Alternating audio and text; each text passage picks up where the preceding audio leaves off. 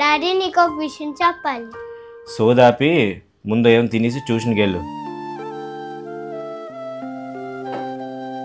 మోనం ఆగు, ఏదో చెప్తున్నా ఏంటి? మమ్మీ మా స్కూల్లోని మా ఫ్రెండ్ ఉంటారు మమ్మీ, నాకు చాక్లెట్ ఇచ్చారు. అది తెచ్చిన కాఫీలో ఇవ్వచ్చు కదా. ఆగండి, బాబుతో మాట్లాడుతున్నాను కదా, అంత అర్జెంట్ అయితే మీరే వెళ్ళి వెయిట్ చేసుకొని తాగండి. నువ్వు చెప్పు నాన్న. సరే నువ్వు ఫ్రెష్ అవ్వు, నీకు బోవ పెడతాను. ఏం అర్థమయ్యాడు మాటలు? ఎంత ఓపిక తల్లి. మనం ఓపిక్గా వాడి మాటలు వినకపోతే వాడు ఇంకెవరికి చెప్పుకుంటాడండి. వాళ్ళ చిన్న చిన్న మాటలు ఇప్పుడు మనం పట్టించుకోకపోతే రేపు పొద్దున్న పెద్ద అయిన తర్వాత వాళ్ళ మనసులో మాటలు మన ముందు ఎప్పటికీ బయటపెట్టరు.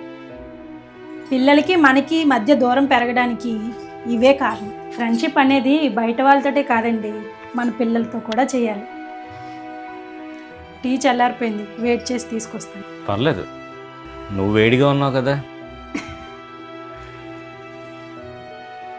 మోను, రేపు మీ స్కూల్కి వస్తాను, మీ ఫ్రెండ్ని నాకు పరిచయం చేస్తావా? అలాగే డాడీ.